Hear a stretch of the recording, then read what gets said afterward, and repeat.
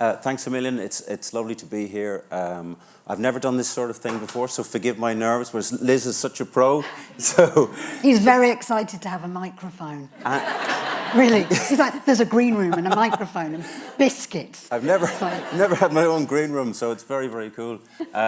I suppose my first question would be, like, is it fair to ask us to do this after our opening night? But however, I'm just going to read out Liz's bio and then we'll get started. So Liz is a disabled actor and activist, perhaps best known for playing Clarissa Mullery in BBC's forensic drama Silent Witness.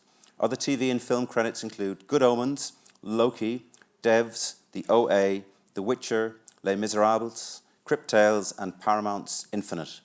In 2022, she won an Olivier Award for Best Actress in a Supporting Role in a play for her performance in The Normal Heart at the National Theatre, London. She has been a disability rights activist for over 30 years and is particularly vocal in the campaign against legalising assisted suicide. Thanks to a Churchill Travelling Scholarship in 2012, Liz and her very supportive wife, Jo, visited all the countries where assisted suicide was then legal, culminating with a two-part BBC World Service radio documentary.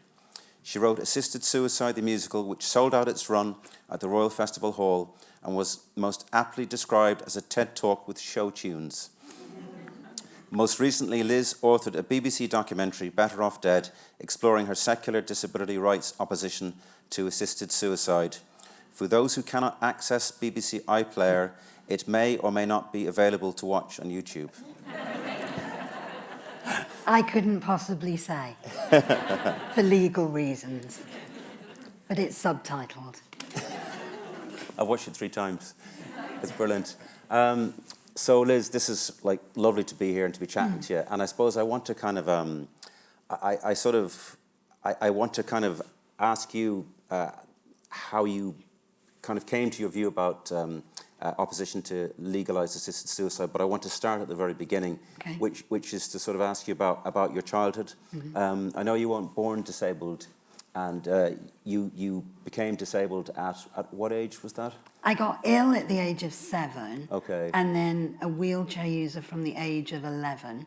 Okay. So I'd be disabled. I would class myself as being disabled from the age of 7. But I did therefore know what it was like to not be, to have kind of, to be fit and healthy and have all the other opportunities and be a regular kid.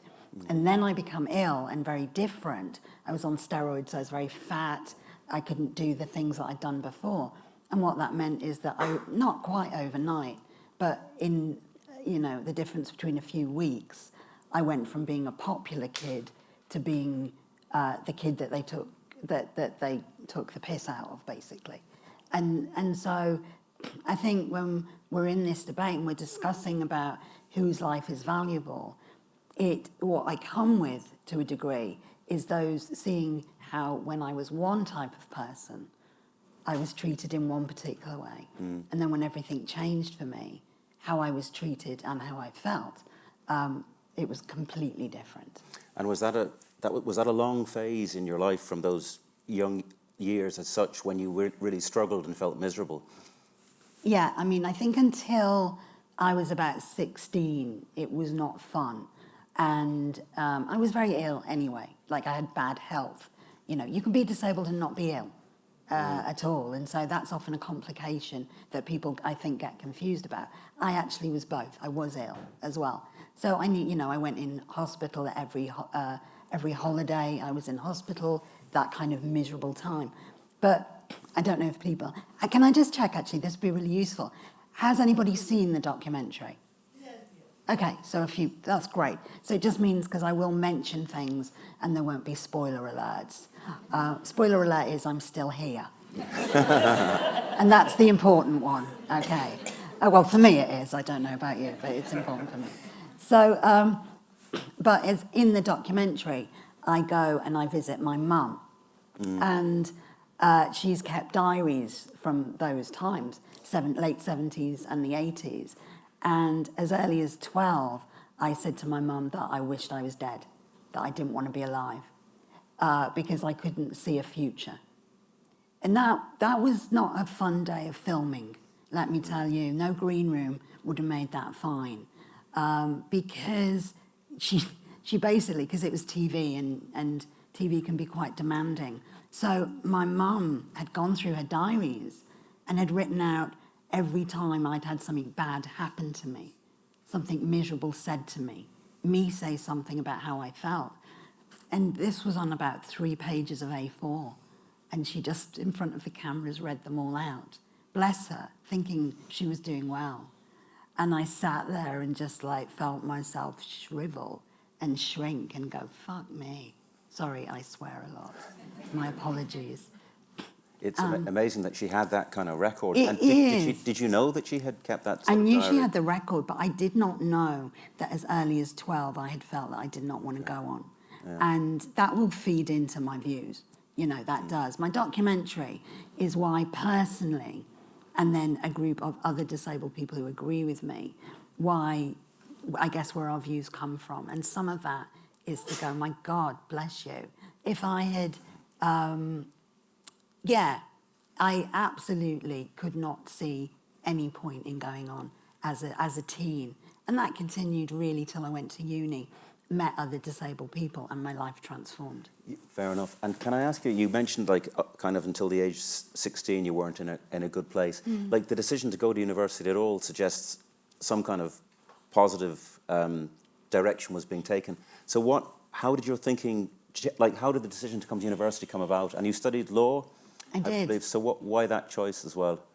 Well, I knew you just have to keep moving forward. Like, I love my parents. Well, my mum's still alive, and I loved my parents very much. But I didn't want to live with them. And I knew that if I didn't go to uni, I thought I would live with them forever. And I'd live and die with them. Or I'd go in a care home. Because I can't do, I can't go to the loo on my own. I can't get dressed. I can't make a meal. Can't open a door. So the option would be, my parents assist me, didn't know anything about any kind of support systems that existed.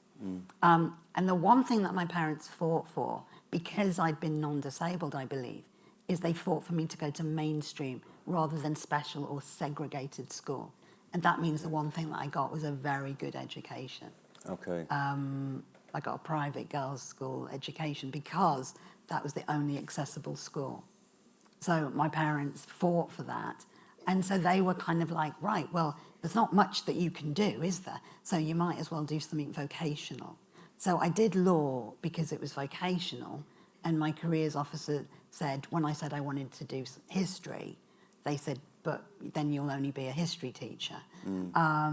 And so I also liked LA Law was on the TV at the time.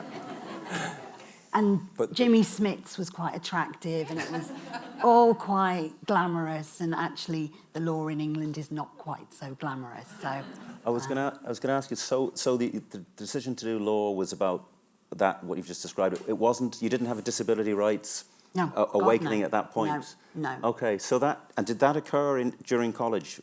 I met. I was the only. We don't. It is ironic. It is not a plan that I'm now. I have a profile. Whether you know me or not from TV doesn't really matter, but I do if you do watch the shows that I'm in. And but I didn't have that. I didn't have the equivalent of that growing up. I didn't, there was a handful. Matt Fraser, who's in the show Unspeakable Conversations with me. It's at the festival. Good plug, 8 o'clock. Every night till the 27th, 2 shows. And but it is sold out anyway. There is a waiting list. So I've done that plug now. But he talks about, there was like Crossroads. I don't know if people, remember Crossroads. There was El Dorado, another very vague sitcom. There was Ironside. Like, where did you see disabled people? Other than documentaries about poor disabled people, or even on the UK telethon, or Children in Need. We're not really seeing very strong role models. And so hence part of my, being ill was not fun, and there was definitely nothing exciting about being disabled or anything normal about it. Just seeing people go about their everyday life, you did not see that. Okay. So it was only when I went to university and there were finally other disabled people in my world that I found myself in a tug of war. And the tug of war was between the fight to be like everybody else, because to be normal, whatever that means, non-disabled, let's say, you got all the rights and the power. But I wasn't that person. So I couldn't be there. And I wanted to be disabled because that gang got me and they understood. So I wasn't one and I wasn't the other at that point. And then when I kind of, I think, made my peace with being a disabled person and learnt about the real issues of disability, being about the barriers, being about discrimination, that's when everything turned for me. And I went, okay, my life is not dependent on me walking or wiping my own bum, the quality of my life. It is about the support that I get and the quality of life I have. And that is not dependent on physical or mental ability. And once I learned that, my life transformed. And did you learn that through this tribe of disabled people and the conversations you had? And did you begin to, like, I know you've been a real activist over the years. Did you begin to protest during those years? Yeah. Is that when that I think began? It was such a relief. It was like, I call it my light bulb moment. Like everything turned. In the period of a weekend, I went on this course, and it was called a personal development course. And I just thought that was about being more confident. And so I went on it, and they started the weekend and went, are you a person with a disability, or are you a disabled person? And I was like, oh, I'm a person first. I'm a person, of course, I'm a person. It's very important that I'm a person. And by the end of the weekend, I was like, oh, I'm a disabled person. And the difference being was that I saw myself as somebody, yes, with a condition, but the issues, the problems that I was experiencing were about the barriers, the oppression, and that you can change, that you can do something about. Very simplistically, I would argue I'm a smart woman most of the time, but it didn't dawn on me that the reason I couldn't get on a bus, I thought, was because I couldn't walk, an inaccessible bus. But actually, the reason I couldn't get on the bus was because of the design of the bus. And so what happened one year, I'm in England and I can't go on a bus. And I go on holiday to San Francisco and I can get on the bus. I've not changed. The bus has changed, the political will, the priorities have changed. And I'm on that bus and another wheelchair user comes on. So what that also taught me was that, sure, maybe I can get cured. I can't, by the way. But if I could, that changes me and everything for me. But it doesn't change anything for anybody else.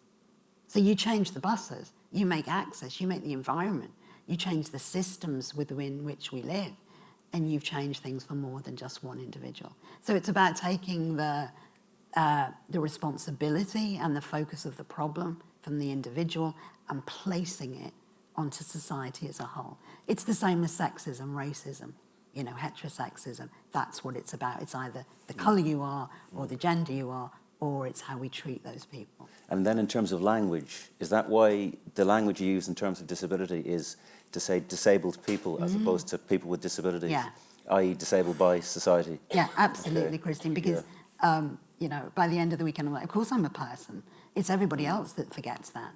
It's true. So that it became like, I think it can be a thing in the black community. It can be political, I'm a black person, I'm a disabled person, and I identify with that. It's not a thing of shame or, oh gosh, well, I better had, because obviously I am. Despite the fact of how I look, I would have denied that I was a disabled person because of the negativity. Yeah. I had denial about being me.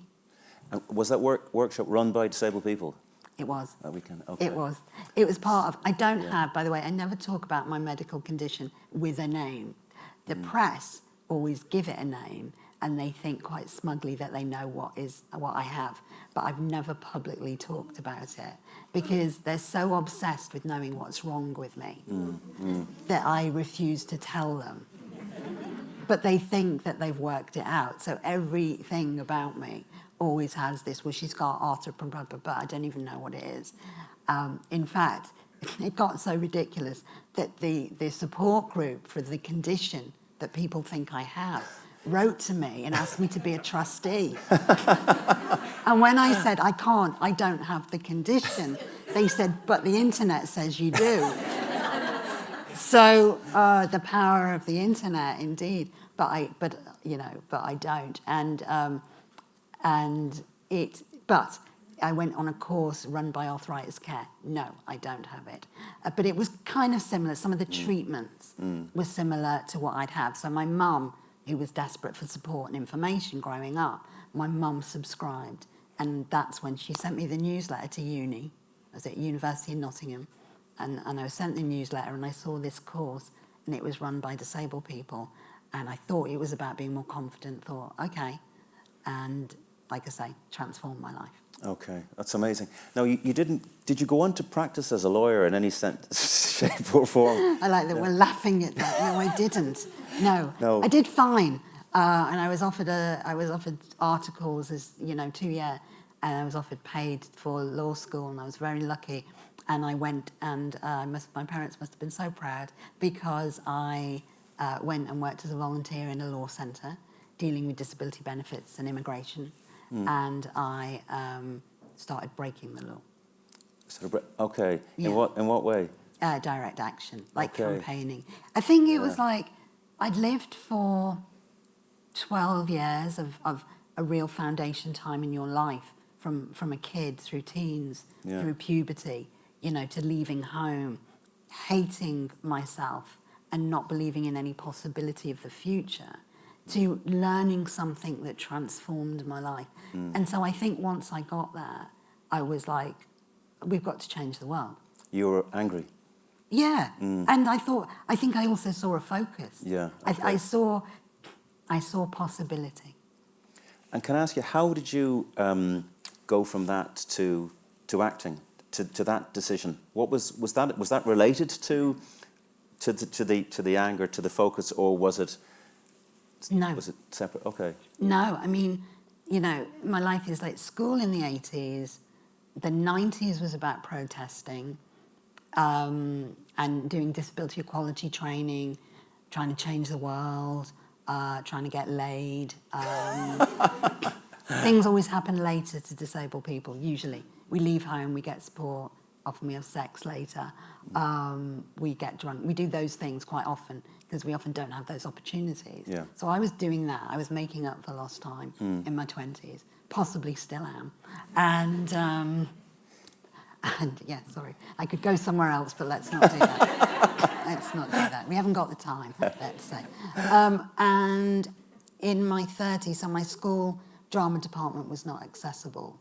Okay. So I didn't really do that. I did the odd thing. I took part in the law review. It was clearly had exhibitionist tendencies. Okay. I'm from the Northwest. I'm from near Liverpool. So, the cliches that we deal with everything with humour. But I think that was true as well. And I started to do a few courses. And that's when I kind of learned, oh gosh, you can be disabled. I mean, again, I'm so, I'm clever. But it doesn't matter because I still was like, gosh, disabled people can be actors too. I hadn't thought that. I tried night classes, but like nobody knew what to do with me and I didn't know what to do with them in terms of drama. Okay. And then I went to a few things that were run by disabled people who were like, you can make workshops accessible. Why can't you be an actor? And then I'd get opportunities. And I went to a thing in Manchester for a week and I met a deaf disabled woman. And we got on so well, and we became a comedy duo and then trio called Nasty Girls. And our comedy was all about kind of taking the piss at society and how ridiculous it was, So it was political in its edge, yeah. Yeah, so we did. I remember when we actually had Bev Burkitt was in our group at one point, and she was a little person. So one of our sketches was of Snow White. And so it was kind of like she was the little person and all of the, the dwarves were actually regular height. Okay. So it was about throwing everything on its head and laughing at things in a way that was like, well, the world's kind of ridiculous, so let's laugh at it. Can I ask you, at what point did you kind of first come up against the issue of campaigns to legalise assisted suicide. When did that happen, and what was your perception of that issue at the time? How did it evolve? And So as soon as I got involved with disability rights, it became very clear that from the way that I've described things, that kind of that individualised, you're the problem, you need a cure. It was kind of like, if you can't be cured and you're suffering, then the only solution is care home, or a merciful release, a death, a euthanasia, right? And that's all part of that kind of, it must be so awful to be you, and it, and you can feel that, and maybe things are really bad. So aligned to that view of the individual and the individualistic experience of being disabled, had euthanasia at the end of it. And what I started to see was the way that subject was treated in the media, and it offended me and upset me greatly, because an individual's decision in terms of whether they can or can't or feel they want to end their life is one thing. When the laws are changed, then for my money, it changes it from a private issue to a very public issue that affects us all. And what I saw with the press coverage was that whenever somebody who was ill, but usually disabled, was talking about dying or was going to the ubiquitous dignitas, then usually it was fine. Okay. The press were kind of like, well, it's all right. We understand it must be awful, but we can see that there's there's no alternative. Or those leaving comments under articles in the media were like, gosh, well, if I was like that, I'd want that. And of course it should be legal, And there was one particular case of a guy called Daniel James. And this is, I think, 2008, 2009. He was a young man, about 21, and he had been non-disabled, and he had a rugby accident and became unable to move from the neck down. And he couldn't deal with that, and I understand why. Everything he thought his life was about to be was ripped from him. So his identity, his choices. So he wanted to die and end his life. And in the end, within 18 months, he'd gone to Dignitas and ended his life.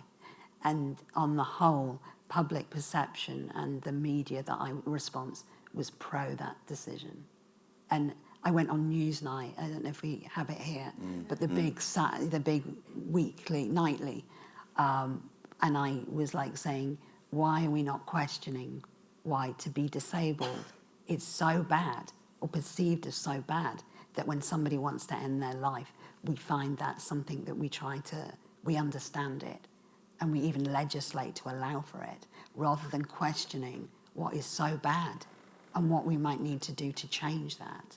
Whereas if someone is non-disabled, and you point this out in your documentary, then what kicks in if someone is suicidal is suicide prevention. I mean, it does. It does less so because of money. Like, I know suicide prevention support in the UK is not doing great. But as a basic rule, if somebody is suicidal for any other reason than disability or illness, we tend to do all we can to stop it. Absolutely. Because there are many tragedies and many things that mean that we can suffer as individuals. If we're looking at suffering, it might be divorce, it might be loss of a job, it might be the illness of a kid or the death of a kid or child or whatever it is. But none of those situations would allow the person to go, I'd like to end your life, and people just go, well, I understand that. And it's not that somebody would immediately go, of course I'll take you there now. But it's the much more understanding that it's a compassionate decision to allow death to this group of people. And when you're in that group of people and people perceive you like that, that becomes quite frightening. And that's what made everything make sense to me. And having complete strangers say to me and my visibly disabled mates, gosh, this will be taxi drivers, this will be randoms on the street, will tell you that if they were like you, they'd rather be dead. What's it like being told that? I mean, how does it feel to be told that? Well, I think as a disabled person, you're always educating. Like, this is different. This is an hour of doing that and having a conversation. But when I'm out in my everyday life, I'm constantly doing that. And I'm sure the other particularly visibly disabled people, they're nodding. I mean, you know, quite vociferously. We're constantly being educative. And so, you know, if you're mardy or a bit shitty with someone, then they're like, oh, well, did you see that disabled person? They had a go at me when I opened the door for them. I mean, because you don't see us, we become everything. Okay. So I sometimes feel that responsibility, and even more now I've got more of a public profile, that I have to be quite even-tempered. And I can't go, oh, my God, how would you feel if somebody came up to you and went, gosh, you're red-haired. Huh, if that was me, I'd want to be dead. I mean, it's ridiculous. But there's like, people feel they have that right to tell you that. But rather than be like I feel inside, I'm, you know, oh, well, have you ever thought about that? Blah, blah, blah. Which is why I have therapy regularly. Okay. And why I have anxiety, because, like, I think we carry so much. Well, it kind of strikes me that one of the ways in which disabled people are disabled is that your confidence and self-esteem is disabled by that kind of talk, and that must be really corrosive. Yeah, I mean, so, you know that we've got this play on, anyway, at the festival. Don't know if you've mentioned that. No, let me tell you a bit more about it. But anyway, Unspeakable Conversations it is relevant, very relevant, because it's about a disabled woman, Harriet McBride Johnson, who in some ways was like me. And she was a lawyer. She'd actually gone the whole way and was a proper lawyer and was an activist. And an activist in the same international group that I am. And that group's called Not Dead Yet. And she ended up having this debate with the philosopher Peter Singer, who is still alive. And he has some views that disabled babies and infants could and should be killed if the parents prefer that. And even that you should replace your disabled child with a non-disabled child who will have a greater chance at happiness. This is a real view that he still holds. Anyway, they met. Now, he's a philosopher. He's intellectually enjoying the debate, but she's a disabled woman, and she's fighting for her life. And, you know, and every night to go out on stage, even as confident as I am now, in many ways, to be saying those things and realizing that people do think them. And people do think Singer's a god in many ways. Ironically, he's an atheist, but yes, you know, they do. It's really hard. In fact, I've said to my wife, Jo, it's like I can't, because I just made the documentary and then come into doing this play, and I'm like, I have to do something else for a while. A musical. Well, a musical about assisted suicide. That sounds like a good idea. But I need to do something that's not about how we're viewed as disabled people as so negatively that our lives are questioned. That's when you really let that sink in. That's hard. That's hard. And the representation of disability is largely negative. In the documentary, there's a clip about that is it called All About Me Before You? Yeah, tell us about why that's not your favourite film. I don't know if the film Me Before You, anybody remembers it, and it was the book as well, Jojo Moyes, and it's kind of like a rom-com. That's the funny thing. That's the only funny thing for me. And it's about a guy. It's actually based on the Daniel James case.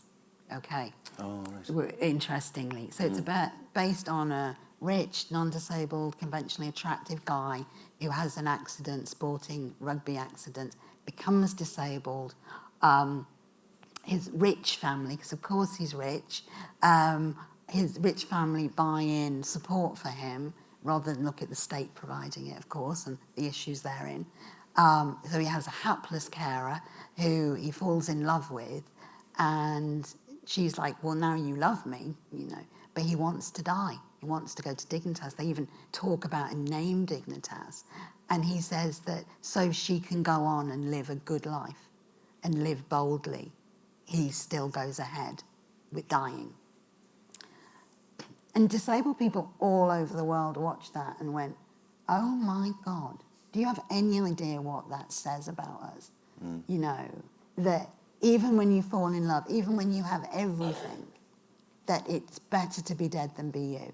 And we can go, well, okay, it's an individual decision, and we can, and that's fine, absolutely. But as I say, when we start asking for the laws to change, or when in a very, very high-profile film, one of the only times we actually see a wheelchair user, of course not played by a disabled person, well, actually, they want to die. And we all sit there and go, oh, that's really romantic. Because that was the thing. It was sold as a romance. And he made the ultimate sacrifice.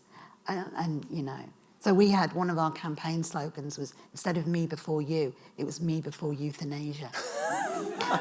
Which I think is very clever. Did you think of that? I didn't think of that. I wish I had. But it's the first time that, like, online activists from the States, from North America, from Australia, from UK and Europe joined together in mass opposition. It's saying, my God, is that how you view our lives? Think about that. Imagery matters. Discussion matters. Pluralism matters. Having different images of us so that there are options.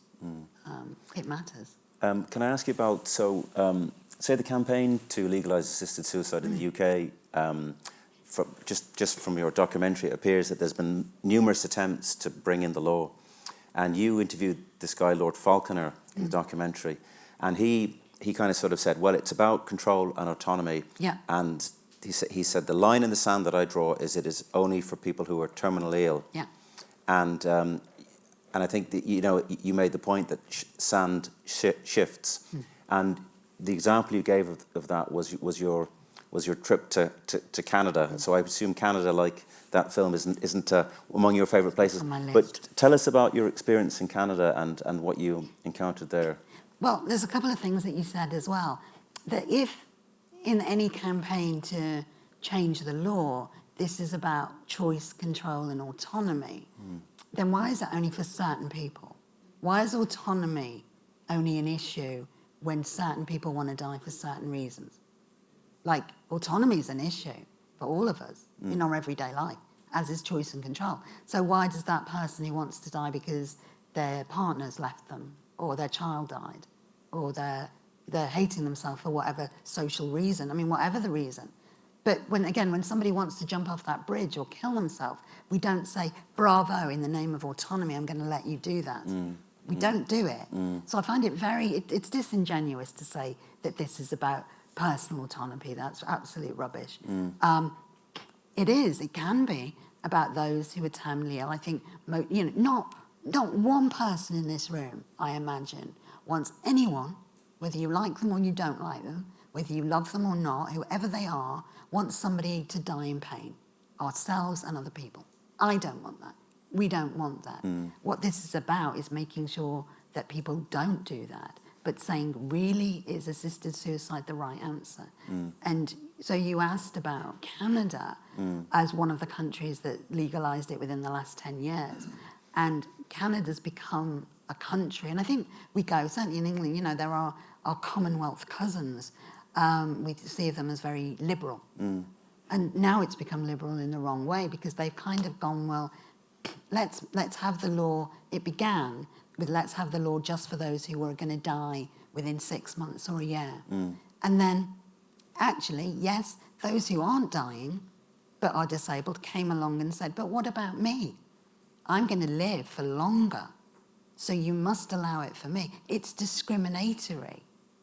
Not to legalise. That's the thing. You legalise something, anything, including assisted suicide, for one group of people, and then it's discriminatory not to introduce it for another group of people. So you have a law that sort of starts off as a line in the sand, and a fixed line in the sand, and then it shifts and evolves, and it becomes more threatening. And those introducing it know that. I've been involved in this campaign and spoken to enough people on both sides always to know that is what they do. Because almost no one can argue against terminally ill people. We go, oh my God, absolutely at the end of life. But also what we can't do is make sure that's safe. We can't make sure, in my view, we can't make sure there are sufficient safeguards, or that line isn't sufficiently, it's too blurry.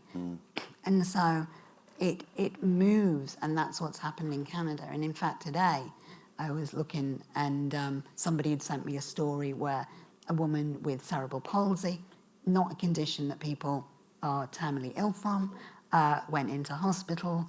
And what happens in Canada is it's not about you introducing it, is that actually the health professionals can also introduce it as an idea. So she was in hospital, and it was suggested that as she's in pain because of her spasms, that wouldn't it be better if she went for MAID? It's called medical assistance in dying.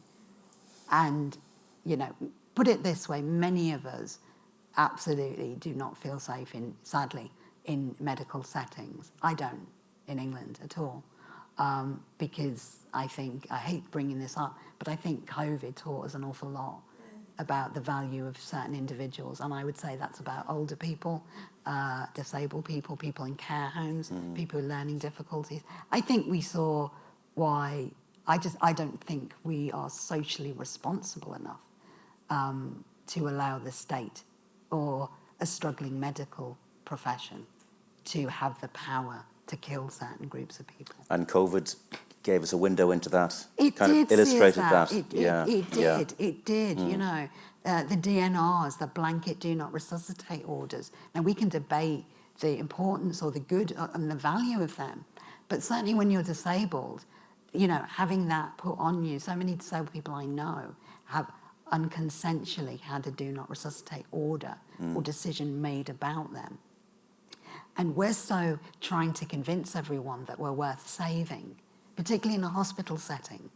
I know that if you didn't know who I was, and this is wrong anyway, that, you know, I know what I look like, and I know how, in some ways, I will appear very, very frail. So in a medical situation, I would be terrified that decisions would be made, that it would be better to not save me. And I know that because I know I work with Baroness Jane Campbell, who has a medical condition. She's a Baroness and a Lord in the House of Lords, and that has happened to her. She talks about that in the documentary, doesn't she? She talks about that in the documentary. You know, she's married, she's watchful. But it actually shouldn't matter whether we're on telly or we're in the House of Lords or we've got partners. That's all. Who cares if that...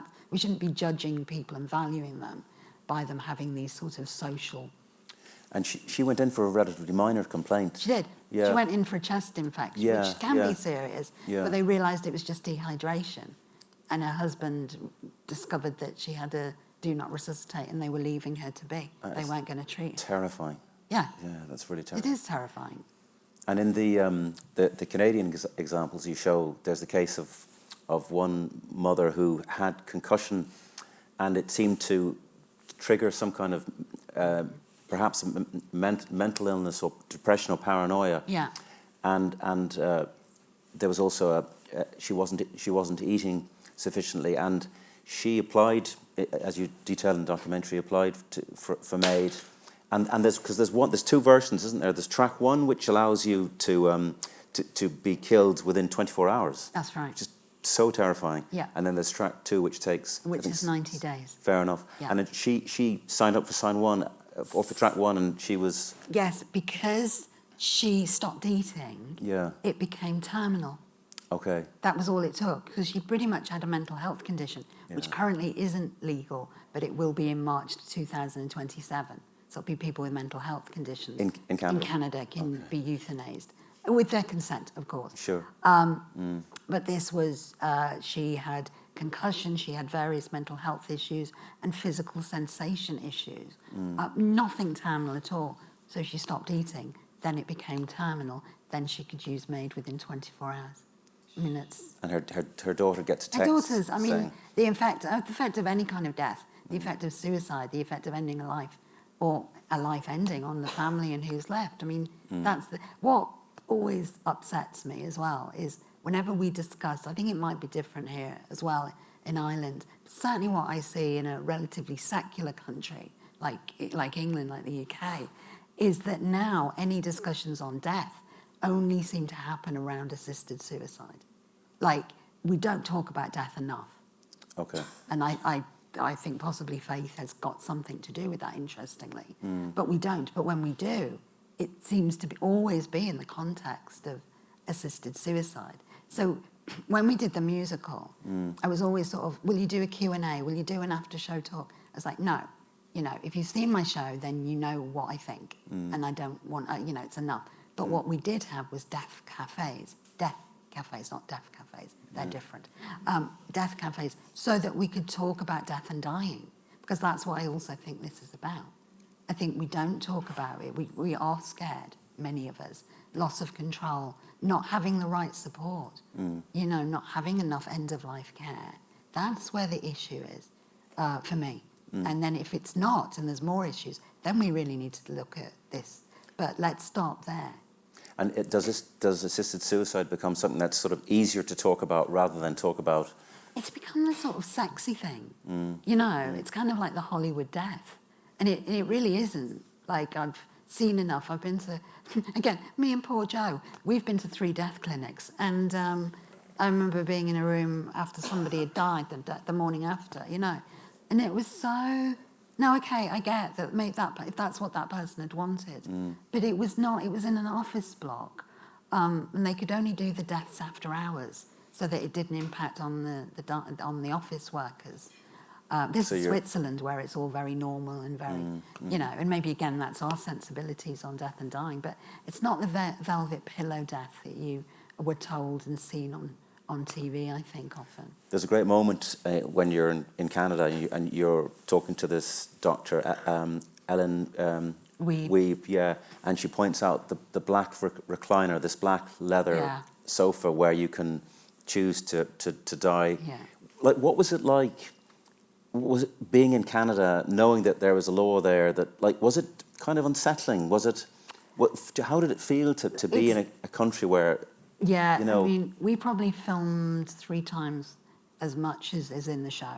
It could have been a 3-hour show, I'd argue. Nobody, even the BBC wouldn't give me that. And I've got a friend, a Canadian disabled friend, who we interviewed, and that was my #1 question, was like, what does it feel like to live in a country?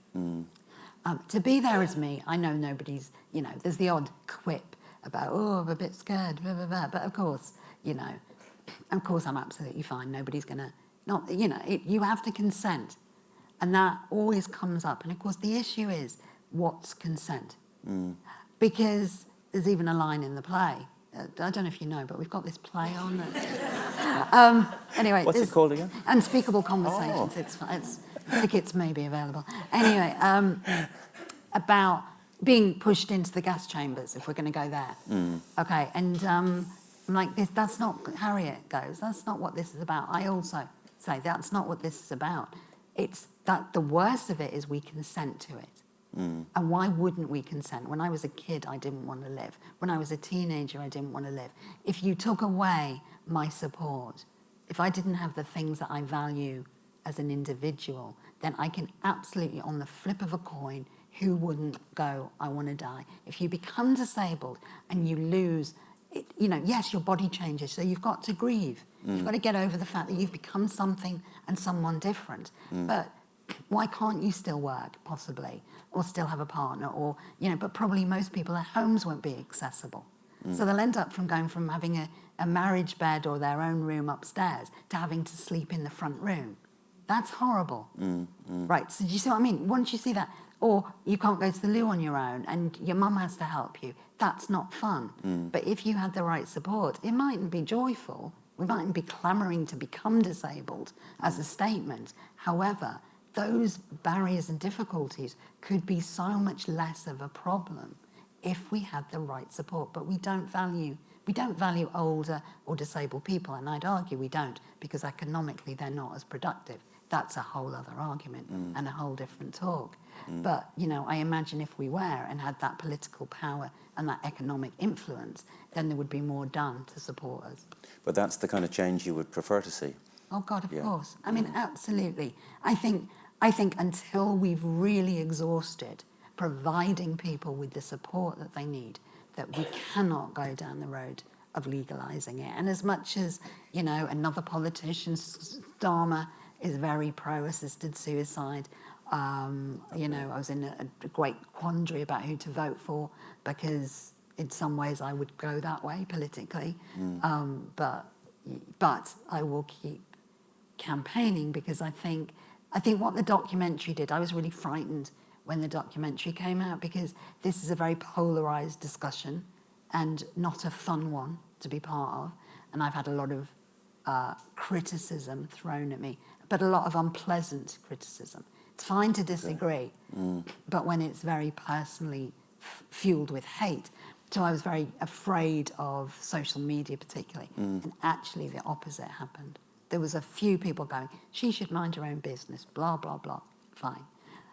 But most people were kind of like, I had never heard this view. Because most people think it's about religion, and that's fine. There is a religious opposition to assisted suicide based on sanctity of life predominantly. But that's what those who want the law changed will often say, it's just that religious lot. Okay. So they sideline it as unimportant or ridiculous even. And so what I encountered was that a secular disability rights opposition was never heard.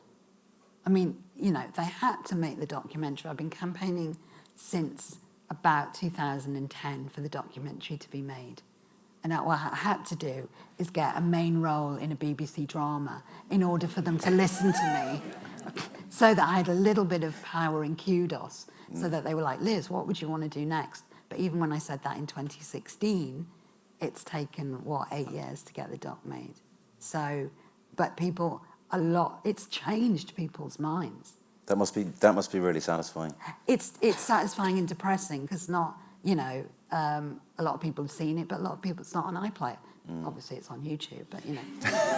Apparently, with subtitles. Yeah. Thanks, Joe, for doing that. But it's interesting for me that, I mean, even people who haven't changed their mind have gone, God, I respect that. I'd never heard that view. And for me, if you're going to change the law on something so significant, where the mistakes are fatal, and a mistake is murder, or a mistake is a loss of life, you know, then we really need to listen to all sides and be open to having these discussions. And I don't think we are. And I think that's a fear on the other side, those who want the law changing, who know that what we're saying as disabled people or other people who have fears is really valid. Is that why, because people don't want to hear the argument, is that why you have so often gone back to the argument? Like there was Newsnight, there was your musical, there's been your documentary where we're talking about it in what's the name of that play that you mentioned? Yes. So, yes. But is that why? Because you feel that because you know you're very passionate and dogged with this, and is that what that comes from, or? I know that when I talk to people about it and we have a really good conversation, that we move, that it moves people, that it changes people. I've changed a lot of people when my friends have done the same and had conversations. I know that the musical changed people. I know that my appearance on Newsnight changed people. I know that my radio documentary changed people.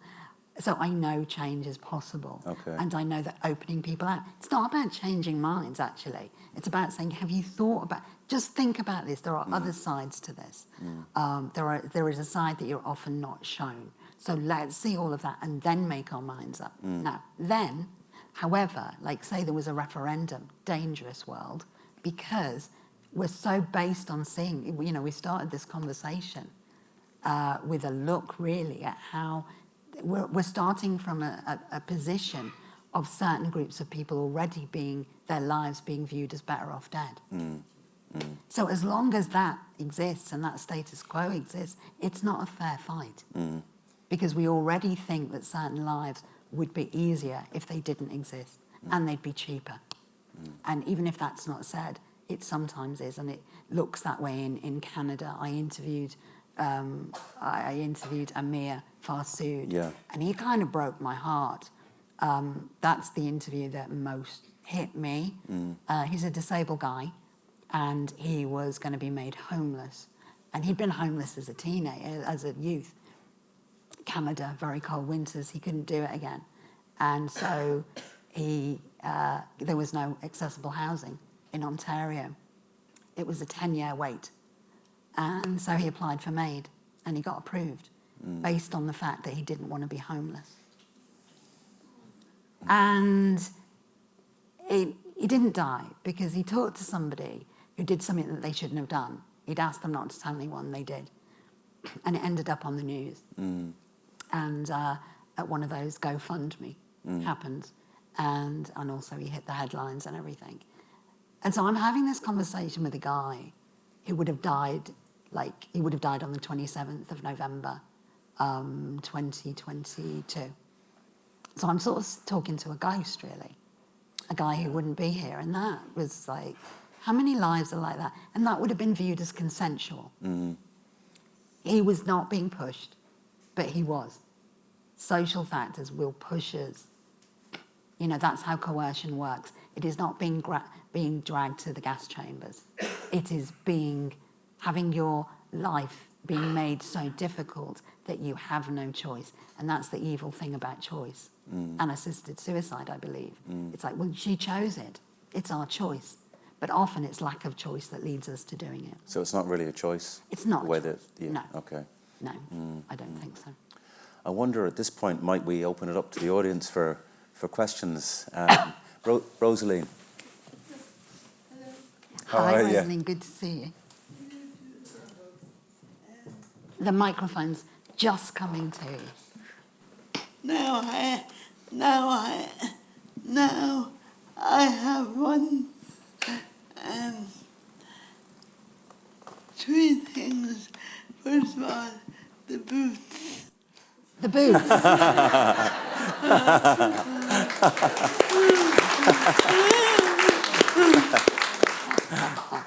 If you're going to talk about death and dying, I wear these boots when I go into hospital because they make me feel better and like I'm worth saving. These are my life boots. Yeah. Liz, if you indulge me for a moment, I have two things. First of all, in Ireland at the moment, we're in a very dangerous situation as disabled people. We've gone through a whole swath of liberal laws on abortion, gay marriage, etc. And now the legislators are looking at assisted suicide. Yeah. And I suppose rather than get down and dirty, I wanted to ask you two things. One was the compromise that we face as disabled people, and particularly as disabled women. I often feel our lives only come into focus when abortion or euthanasia are in the public domain. And secondly, Liz, I was one of those people in 2020. I got COVID. I was on a ventilator. My speech is what it is. And with COVID, I lost my speech. My family were in England. They're travellers. So we weren't valued, or we're not valued anyway. But I remember there was a crisis over how many ventilators there was available. And at the end of my bed, even though I couldn't talk, I was conscious the drugs don't work. But I was conscious, and I know instinctively that whatever ventilator that was needed wasn't going to be given to me. So, and people think, oh yeah, you're over-dramatic. I'm not being over-dramatic. That was the reality. But I wanted you to talk, if you would, about that compromise that we were always pulled in, whether it's okay to be disabled and live a fruitful, happy content life. Well, so lots, Rosaline, thank you. Thanks, Rosaline. The compromise of being a disabled woman. I mean, I guess that's why I wear the red boots. Like, I mean, I'm also wearing them because I've got a show tonight. And it was the opening last night, and we had a party, and I was wearing them, and I'm wearing them so I don't forget to take them back. I was going to wear leopard print ones instead, but there you go. I actually, just something when you were talking really came to mind. I actually think that opposing assisted suicide is the progressive thing to do. And that's what's radical, is that we're never told that. We're seeing again that it's the religious or it's what's happening on the right, and therefore it's sidelined and it's sort of gone, you know, it's got no value. But actually, I think arguing that as a society, as a community, as a group of people, we value our communities and want to make sure that everyone has a good death and a good life. As idealistic as that might sound, there's somebody in the documentary that just kind of breaks that down and goes, why can't we? We can. You look at what we spend money on. We make different decisions. We make better decisions. So it's always worth that. But it is you know, I think that's how I've got through it, is that I've met so many different people now who oppose, that I no longer think that I'm weird or just this little group. I actually think that when you speak to a lot of people and you have proper conversations, we're not in the minority. And I'm really sorry and not surprised to hear about your experience through COVID and how frightening that must have been. And I can also really identify with people going, surely these stories sound so outlandish. Really, you couldn't write a drama that people would believe. But often our lives are more dramatic. When I was making the documentary, two of my very closest disabled friends had do not resuscitate orders placed on them when they were in emergency situations. One, me and Joe were up through the night with their partner trying to get it removed. He had a disabled guy who had sepsis, and they were expecting him to die within 24 hours, so they had put, and we knew that from COVID, he'd made a passport. A lot of us made COVID passports in case we ended up in hospital, which had pictures of us and like writing in terms of, you know, if we were, if anything happens to us, if our speech is compromised, this is who we are. Don't kill us. I mean, it was as blunt as that. And we had that for John, one of my friends. He's from Clare, by the way. And anyway, he's alive, and that's amazing. And a friend of mine, Penny, the same. She's in the documentary. We're so close to all this stuff. You know, it's hard, really hard. And probably no surprise that it always comes out in my work, I guess. Thank you for being honest. Thank you. We've got one last. Sorry, yeah. Let's go there and then come back there. Yeah. Thank you so much, Liz. My name is Dumpna Waldron. I'm a palliative care physician for over 30 years, and your talk's just been amazing, and it rings Dame Cecily Saunders' quote: "You matter because you are you, and you matter all the days of your life." Yeah. And I've looked after 30,000 patients since I came to the west of Ireland, and I am so scared of what's happening in Ireland. First, I want to echo your words about consent. The public will be asked to vote in a referendum, and I really do not think, again, the media is pushing the whole that the public have a clue what euthanasia means. I listened in on Katie Hannon, an excellent journalist on RT Radio, and I rang him in because my friend asked me to. And the public were all talking about what really is DNR, or not wanting feeding tubes. They weren't talking, they didn't understand that euthanasia is very different, and that in Ireland we can make choices. I tell my children, I don't want feeding tube if I have dementia. We can make these choices. But I felt they didn't understand. The other concern I have is that they have taken the name dignity of dying. Well, I wouldn't sleep at night if I thought people weren't dying with dignity as we speak. I know they are. So why are the government allowing this name? I mean, the other thing is they're talking about people with advanced cancer dying with intractable pain. Number one, we can control pain nowadays very safely, and people are alert and driving their cars. And for the public to think, I'm going to get intractable pain and that's it, that's not the reality at all. And in fact, patients I have seen with certain cancers come in scared out of their wits when they have pain because they've been told this is intractable. Within hours, it's gone. So that's another huge concern I have. And the other concern is that quality of life, your whole talk was so beautiful about quality of life.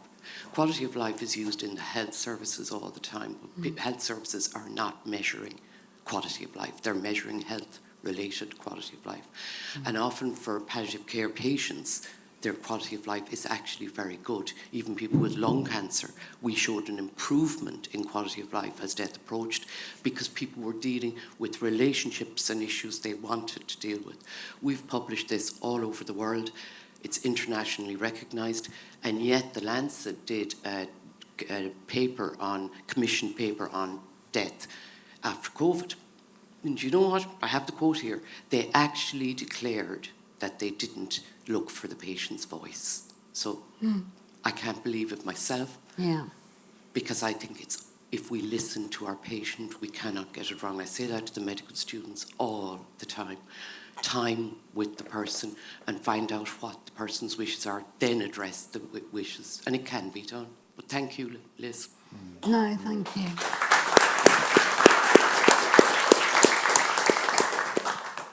And thank you for what you do. And, you know, I've spoken to palliative care practitioners on both sides.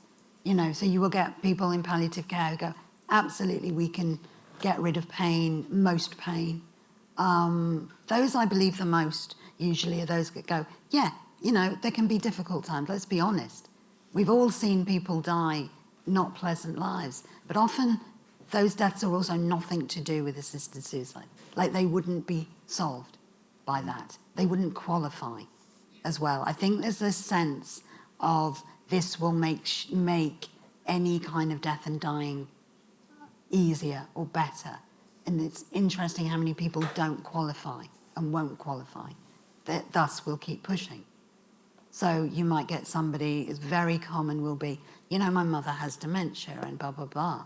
Well, we're way off, according to most legislatures for, and probably here too, certainly in the UK, of that being allowed. But the more and more that becomes an issue and that will be pushed, it won't begin there. But it certainly won't begin there. It won't be for people that can't give capacity. So I think it's very hard to get information about what this is about and what's possible. And the problem there is that it's about death and dying, and that can be scary. None of us want to be in pain. None of us want somebody else or ourselves to suffer. None of us want to be out of control. None of us. It doesn't matter what view we have on this. So, like, how do we tackle it? For me, that's the thing here. There was somebody near you. Yeah. Hi. I work with David. I'm also in the hospital. I'm a hematologist. I treat leukemia and lymphoma patients. And I have a unique perspective because I've worked in Canada, the UK, and Ireland. Oh, I'm interested. Okay, go for it. And I've worked in a cancer centre in Toronto using MAID and seen it used actually very successfully for terminal leukemia patients and actually very beautiful, dignified death for those patients. And I think that what I really thought from the talk, and I really value your opinion on, is I almost felt it's not very accessible. I didn't feel it was. So we would always have a 2-week wait for patients if they decided they wanted. They get assessed as a 2-week wait, then MAID happens. And they're assessed independently by 2 people. And those 2 people, though, what maybe the problem is that those 2 people weren't necessarily always trained in the MAID process. So maybe the education component for physicians and for medical professionals involved is missing. And my question to you is, how do we improve that? So even for oncology patients and other patients, maybe it's the decisions that are being made by people who aren't making them objectively or don't have the necessary skills to make them. Oh, God. I mean, you know, all I know is the little bit. You will know far more about that kind of education. I don't know. I know, for example, if I make it about my experiences, that it's something like an hour in their medical training that people learn about disability and disabled lives. Now, so let's make that now about death and dying and all of those factors that come in.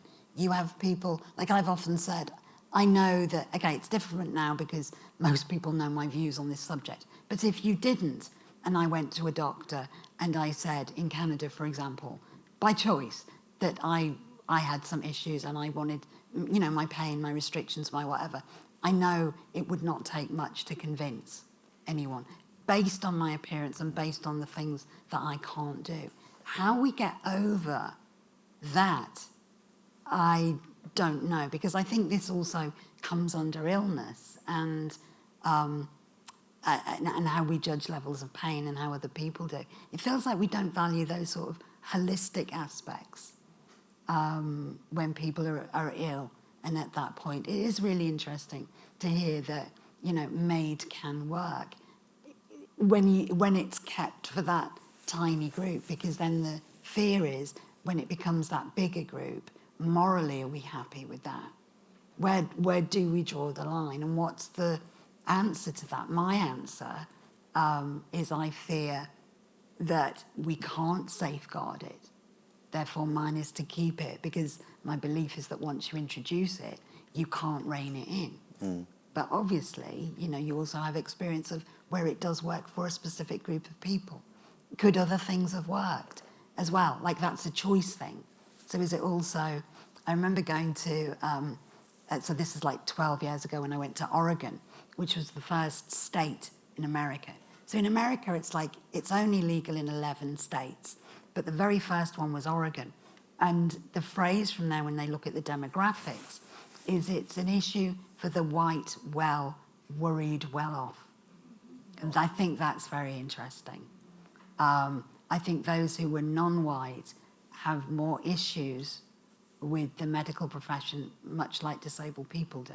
So there's a lot more fear around that. These are generalizations, by the way, but there was a mid-range of education to upper, and the same with wealth. And I think that's about, we live in a world, particularly where control and choice are key here. And, I always joke that certainly in the UK, I'm probably the most famous, and I'm not famous at all, really, but I'm the most famous face that opposes assisted suicide. But there's, almost everybody else who's in the media. You've got the Dimblebees, you've got Patrick Stewart, you've got Esther Rantzen, you've got blah-de-blah. I mean, there's zillions of them. But they're also of a certain age and a certain demographic, in my view, and they're frightened. And I do understand fear. Don't want to die, terrified of it, not religious, blah, blah, don't want it, I've got a big ego and I want to keep going on, and I enjoy my life and I don't want it to stop. So in that sense, I'm going to keep fighting it. Is that linked to my campaign? Yes and no. I want to make sure people get the right support. But how we do that and how we open this debate, God, so that we do hear everyone's views. It's a woman in turquoise, very nice top. In relation to the other people involved in the person who has decided to opt for assisted suicide, because they're not in a bubble. So in your travels and you're meeting people, how has that impacted decisions, or how the people feel that are, we'll say, left behind in relation? Because, death, there is going to be sadness in a family, regardless of how it happens. I'm just interested in how that has I think it's really varied. I remember I brought up the Daniel James case, so for a minute, let's talk about him. His parents did not support him. They did. That's the thing. In the documentary, my mum says, I wouldn't support you going to Dignitas, but I know if I had wanted to do that, she'd have supported me, because she supported me in everything else I've done in my life. And so I understand that if you love someone, as complicated as it is, then you will support them, but that doesn't mean that the aftermath is easy and straightforward, and they were obviously devastated, and the same, oh my goodness, Simon's Choice. There's been so many documentaries. There was a guy, a BBC One doc that followed a guy who wanted to die, and his wife was against it. And she's talks about the impact that had, you know, because you can love someone and support them through their decision if it's their decision, but you are absolutely left behind. And I think that's a big issue here, is we think it's about this whole, you know, it is interesting, this autonomy, this individual decision, but we, you know, no man or woman or whatever we are is an island, and we do impact. And I think we do well to remember that, however we come to that understanding, whether that's religious or spiritual or just a part of being of humanity. What support can we give people? And these things don't happen in a vacuum. I think the experiences I've had have been hearing of people who've struggled. Equally, though, I've seen people in documentaries, I've not talked to them, who've gone, it was beautiful and it's what my parents wanted and whatever, and I can understand that too. Because again, like we said, you don't want people that you love to suffer, or anyone, hopefully. So if that's what they wanted, you know, yeah. But I do say to my mum, don't you ever ask me. Don't you ever give me that complexity, mother. Yeah. We've got someone in a spotty top. Sorry. Thank you. It's been a fascinating afternoon. I suppose I'm advocating for choice, and I'm advocating, it would never have come into my thoughts, only that I cared for both my dad and mom. Dad got cancer. I thought he was the lucky one. My mom got dementia. And just actually in Canada, they are allowing dementia now under assisted dying. And a couple fought for it, and I think it's amazing, and I've only heard positive things. But I think, yes, I see where people can be vulnerable. But that's with anything. My mom was denied palliative care because she didn't have cancer. So, but people with dementia will be allowed and can put their affairs before they lose capacity, and then they have to be respected. So I just feel that yes, it's a big discussion, it's a big argument. I don't know what's going to happen in Ireland, but I am advocating for choice, and I want to have the choice for myself. And it's like education is key. Like we all, and I think that's going to change at the moment. It is white, middle class, whatever, we're all worried about ourselves. But 10, 20 years ago, we didn't have the high level of education in Ireland that we have now. So everything changes. It does. It does. So that's, and I'm delighted to hear the lady talk about MAID, because I have been looking, I'm going to Canada in November to investigate further. I was going to say, hopefully not to use the facility. Oh, God, you have to live there. You have to live there. Yeah, that, I mean, particularly the idea of an advance directive is a thing. I think the thing to, what I also think is important is that idea of, I think we often think we can't cope. Now, advance directives can cope with that as well, but that would be one of my fears, is if any of us now imagine what might happen and what our limits would be. And that is one thing, probably being very involved in the disability community or with ill people, is that we imagine certain things will happen and we won't be able to cope, or that's as far as we can go. You know, if I couldn't wipe my bum, if I couldn't cook a meal, whatever it is, that's when I'd struggle. And I would want to make sure that those directives and those decisions can move with a person sufficiently. I remember somebody in Washington State, again, one of the places where it's legal, going, 90's old until you're 89.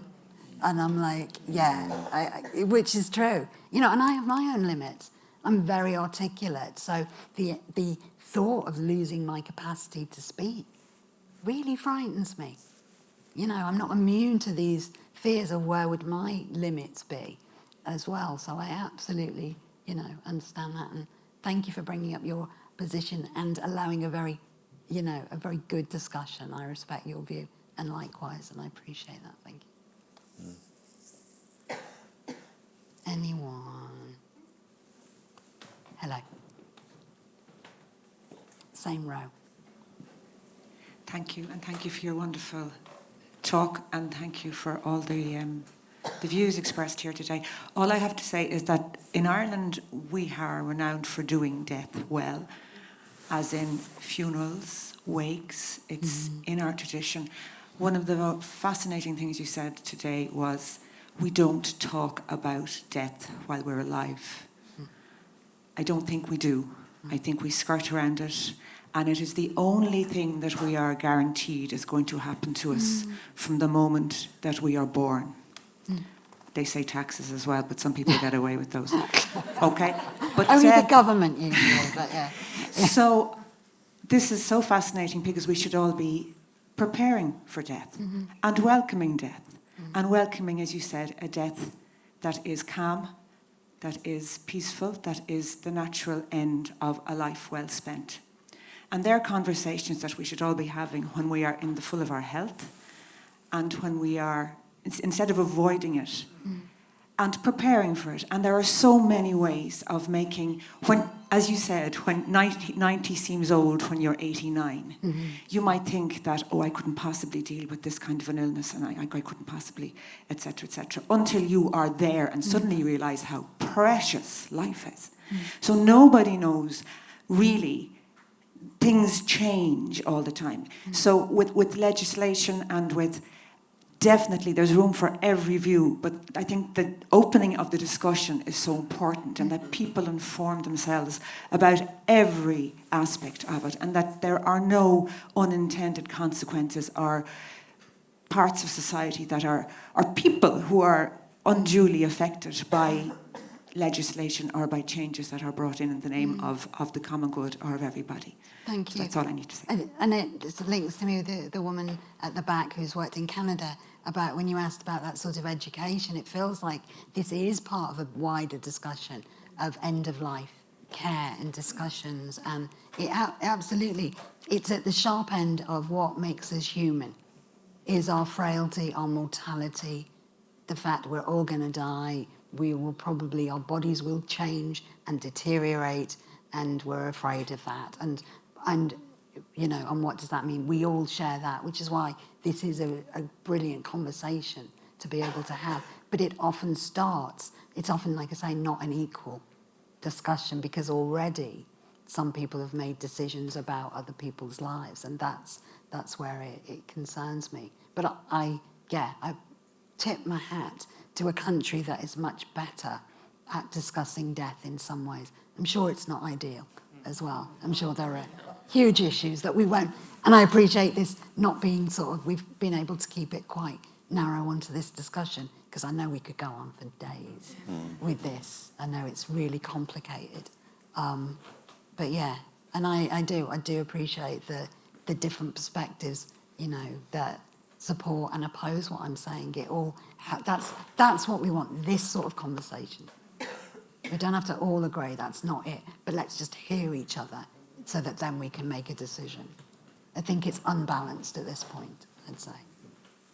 One of the other people you interview in the documentary is journalist Melanie Reid, who had a horse riding accident and is now a wheelchair user, and she's very pro legal assisted suicide, and I think the argument she makes is about, I guess you've covered this already, choice, control, autonomy, and also if people are suffering unbearably, that they should be allowed to avail of this. And she sort of almost resents the fact that, as she puts it, a small group of people is standing in the way of this.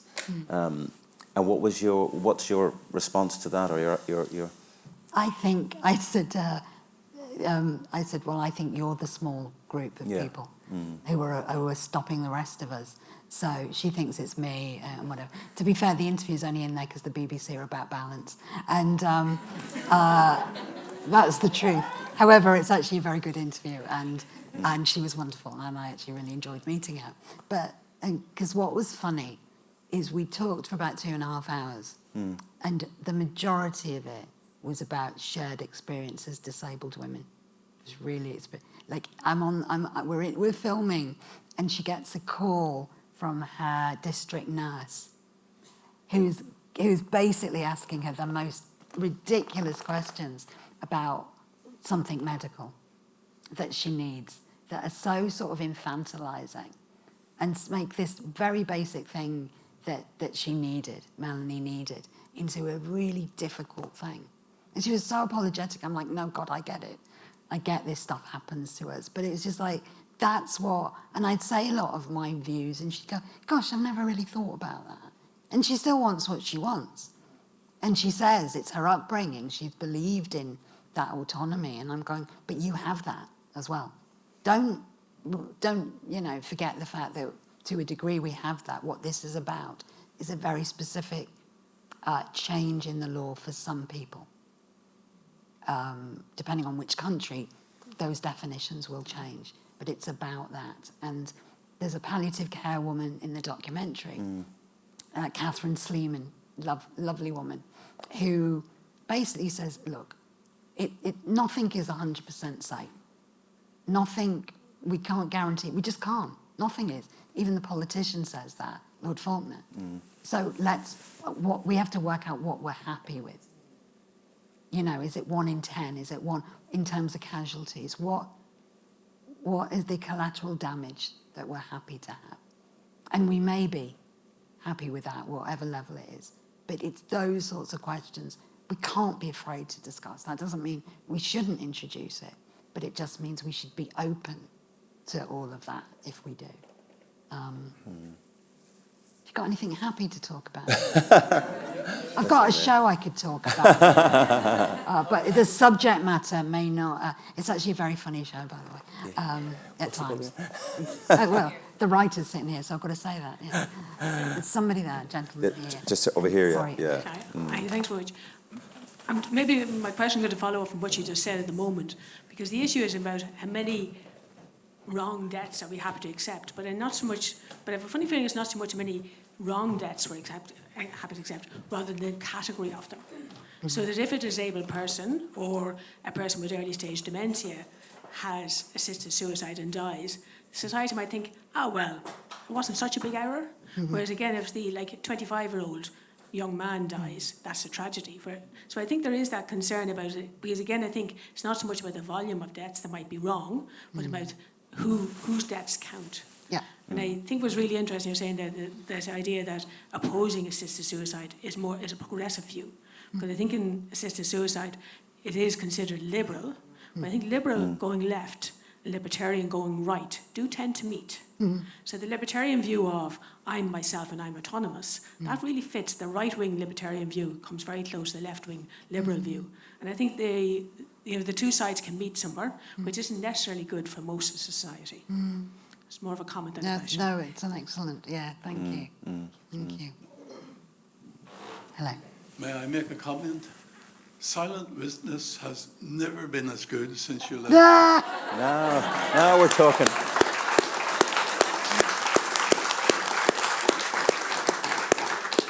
And you haven't been successfully replaced. I mean, I'm not allowed to publicly say that I agree, and I wouldn't, but I really appreciate you saying that. And I'm sorry if you've come for the talk and expected more on Silent Witness, and you've ended up in an hour and a half on the heaviest topic. You go, oh my God, I saw a picture in the brochure and thought we were going to get the Razzmatazz TV world. And all she did was drone on about death. So I apologise. I appreciate you sitting there, and I do thank you. I was asked back this year, and I didn't say yes. I'm sorry. I'm sorry. Well, just while because I think that's a brilliant point. While we're on the subject of that, what as an actor, as an artist, what's ahead of you? What ambitions do you have? What kind of work do you want to do?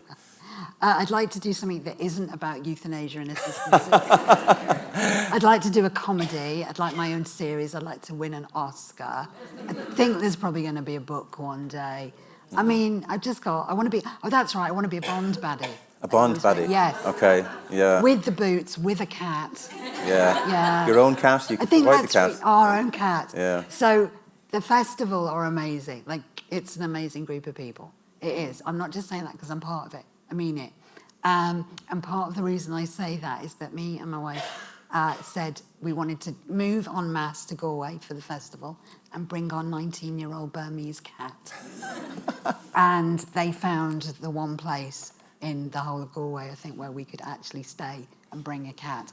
Now, the fact it's a very nice hotel is a bonus, but yeah, we've brought our cat with us, and they helped us do that, which is very sweet.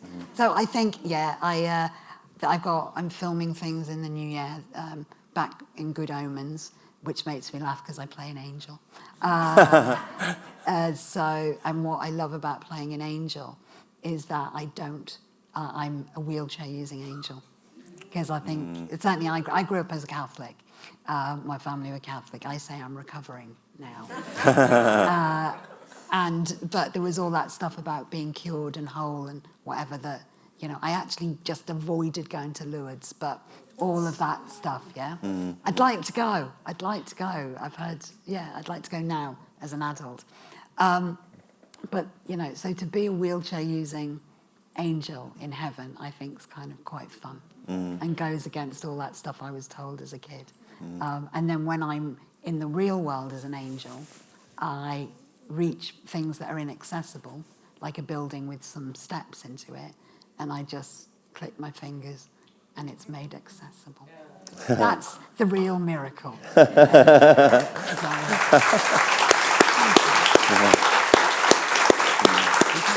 think we probably are. I have no idea what the time is, but that feels like a good moment to finish. Yeah. Are we on? Are we okay? Have we gone over? Yeah, okay. All right. Sorry. No idea. Oh. Yeah. Okay. Well. Look. It's actually like almost showtime now. Oh God. What's the show again then? Yeah. Well, I just want to say huge thanks to Liz. You're phenomenal and so brilliant on this subject and all subjects, and it's been an utter joy to work with you as well. Thank you.